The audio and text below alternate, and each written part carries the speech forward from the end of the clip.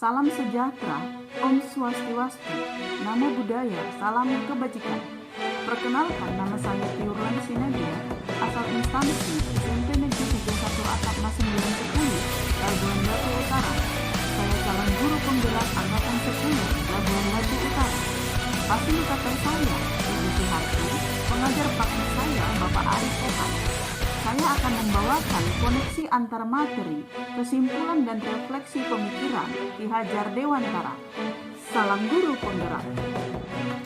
Yang pertama, apa yang Anda percaya tentang murid dan pembelajaran di kelas sebelum Anda mempelajari modul 1-1? Yang saya percaya tentang murid dan pembelajaran di kelas sebelum saya mempelajari modul 1-1 adalah bahwa yang pertama, pembelajaran berpusat pada guru, di mana pembelajaran menempatkan peserta didik sebagai objek dalam belajar.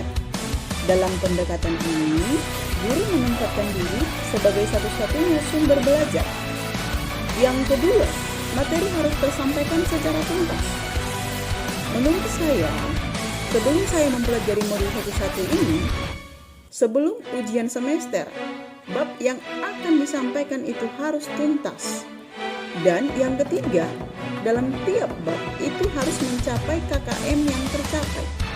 KKM atau kriteria kelulusan materi harus tercapai. Yang keempat, kelas harus disiplin dan tertib.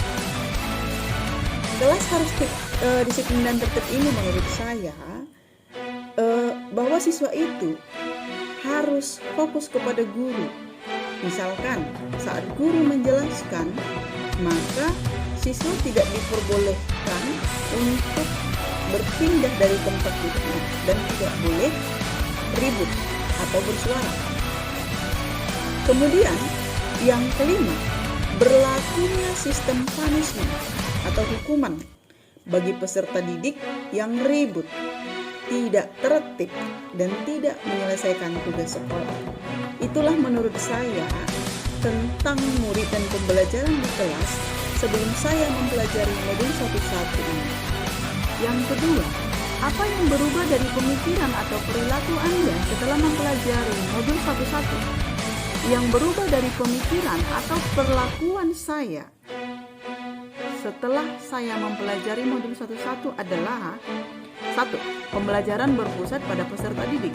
Hal ini saya lakukan dengan memberikan stimulus berupa pertanyaan yang menarik atau uji coba sederhana di awal pembelajaran yang menimbulkan rasa ketertarikan untuk lebih lagi mempelajari materi selanjutnya.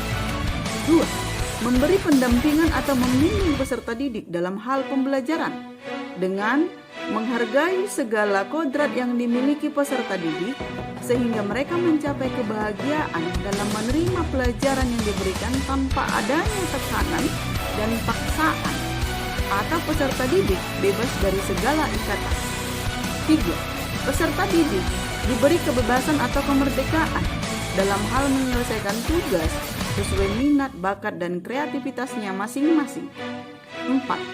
Pembelajaran yang diberikan kreatif dan inovatif, serta menyesuaikan gaya belajar peserta didik, baik itu secara visual, audio, atau kinestetik.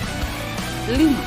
Memberikan motivasi kepada peserta didik berupa reward atau pujian, nilai, dan hadiah bagi yang mendapatkan peringkat 1, 2, dan 3, serta meniadakan punishment.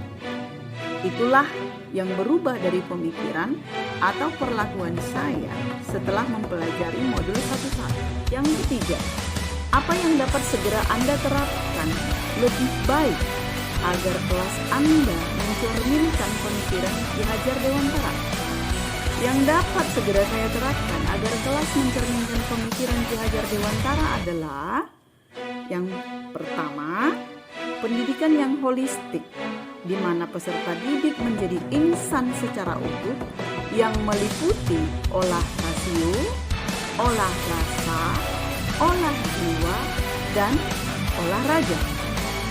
Yang kedua, pendidik menghamba pada peserta didik. Yang ketiga, tidak menuntut, melainkan menuntun sesuai kodrat alam dan kodrat zaman dengan menerapkan sistem AMNO.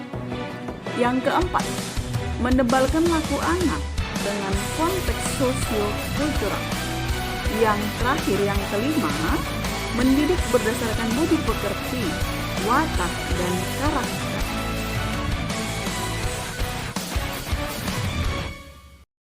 Demikianlah pemaparan saya, koneksi antar materi, kesimpulan dan refleksi pemikiran Ki Hajar Dewantara.